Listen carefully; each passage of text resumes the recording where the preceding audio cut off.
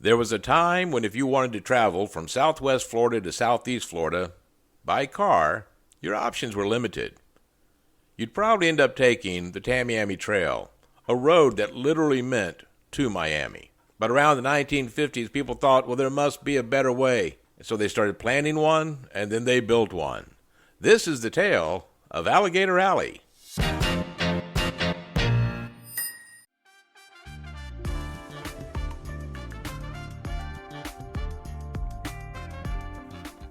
Welcome to Tales from South Florida. I'm your host, Bill Monty. And just as we said in the opening, there was a time that getting to the west coast of South Florida, or getting to the east coast from the west coast, just wasn't that easy. But then a road was built. Around 1968 it opened.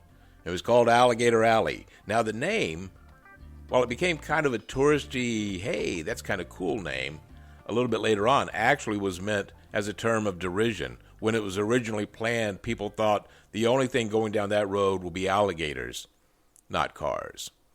And for a while, they might have been right after it was open. I think my first memory of Alligator Alley probably happened around the late 60s. My father was meeting someone. They were going on a business trip, and my mother had to drive us out to this road where they were going to meet. Well, that road was before that, unseen by us, Alligator Alley. Now picture, it's about 6 o'clock, 6:30 in the morning.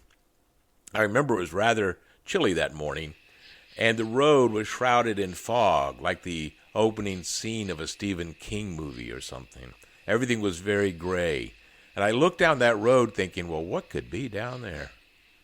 Well, I'd find out a few years later. For us, Alligator Alley turned out to be the place we'd go out on Saturday afternoons or Sunday afternoons. Sometimes we'd take our friend Kelly along. And we'd head out to that first fishing spot. There was a small boat ramp. Right? You go there now, it's a large boat ramp. But it was like literally just a ramp to get off. You could park your car along the side of the road, and we'd sit there fishing, usually catching about 20 or 30 brim. You know those small little fish, freshwater fish called brim? If you caught about 30 of them, after you scaled them, you might be able to make one fish sandwich. And we also caught a lot of garfish, which is something you catch a lot of in the Everglades back then. I'm assuming you still do. Don't know, I haven't been fishing out there in a while. But it was barren back then. You'd show up, if there were no bathrooms around, there was nothing around actually. You paid a toll to get onto the road, and back then I think it was maybe 25 cents or 50 cents, something like that. And knowing my father, we probably stopped right before that toll. He wouldn't want to pay that much to go fishing when he could do it anywhere in South Florida for free.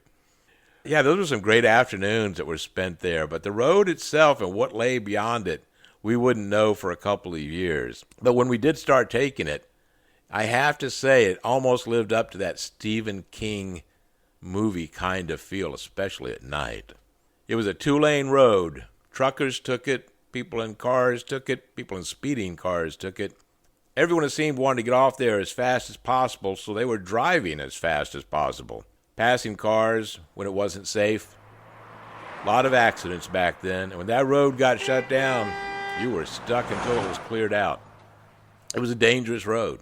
Hundreds of people were killed over the years on that road. And to this day, still, even though they've expanded on it, if there's an accident out there, it means big trouble if you're trying to get from one coast to the other. I can remember at night, and there were no lights. There weren't like any street lights or anything back when it first opened. And as you'd be driving along, the only light, the headlight of your car and the cars that were coming towards you.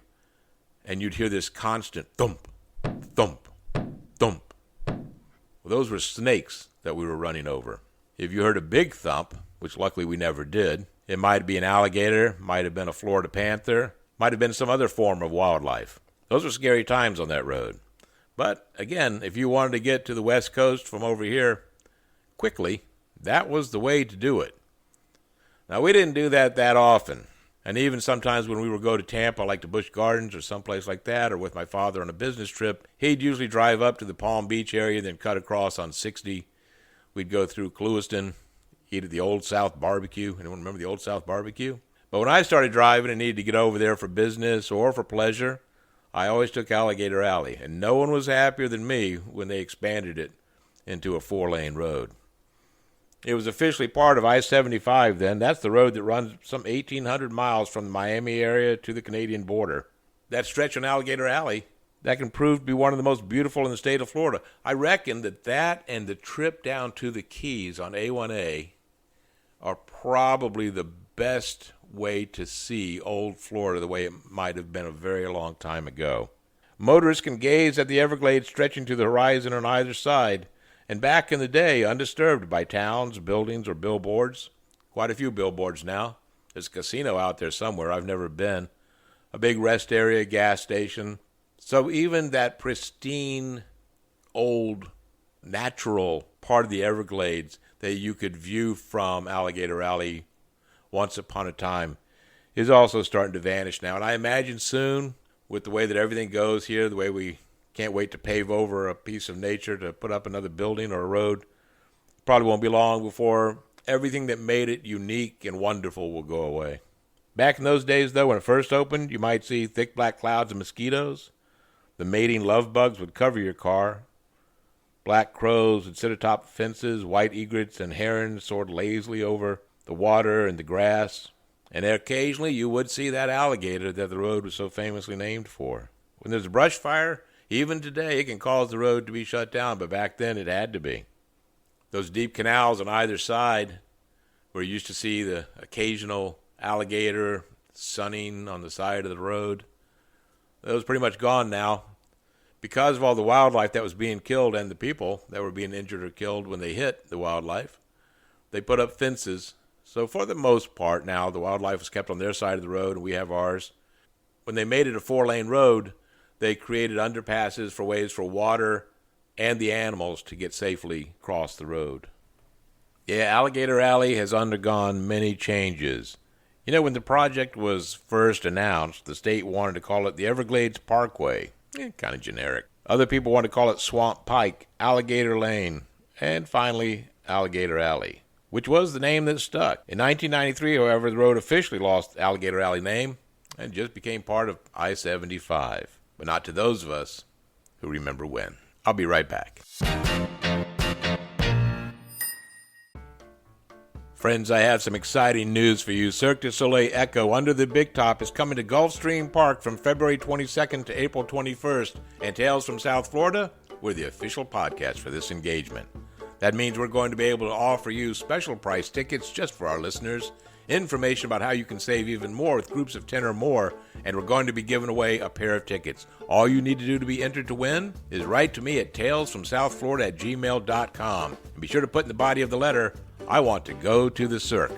We'll be drawing our tickets as the engagement gets closer, and I can't wait to see you there. Cirque du Soleil Echo Under the Big Top at Gulfstream Park, February 22nd to April 21st. The original cost to build Alligator Alley was $17 million. That was back in the 1960s. A lot of money back then, a lot of money today, too. And it cost $189 million in 1980s money just to 4-lane the alley. The original state bond issued was paid off in 1984, years ahead of its planned date of 1991, and tolls were to stay in place for only another decade. So we should have stopped paying to go on Alligator Alley somewhere around 2001. If you've been on there recently, you know we're still paying. It's still in place today. However, for only about $3.25 each way, I think it's a bargain to quickly get from one coast to another. I hope you've enjoyed this talk down memory lane as we talk about Alligator Alley, and I want to hear your memories and your thoughts. Did you ever go fishing off of there like we did when I was a child? You ever sat in traffic after an accident or not been able to see because of the fire and smoke blinding your way as you try to get to the alley? What are your memories? Be sure to tell us by writing us at talesfromsouthflorida@gmail.com or giving us a call at 754-800-3170 and leaving a voicemail. We have a new website coming up soon. We have a lot of things coming, getting really exciting as you can hear. We are the official podcast for Cirque du Soleil Echo.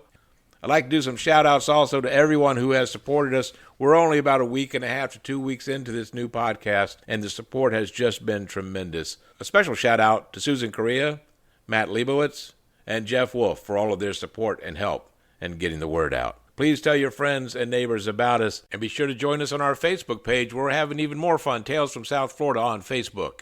We will see you the next time when we have more tales from South Florida. And remember, always be kind.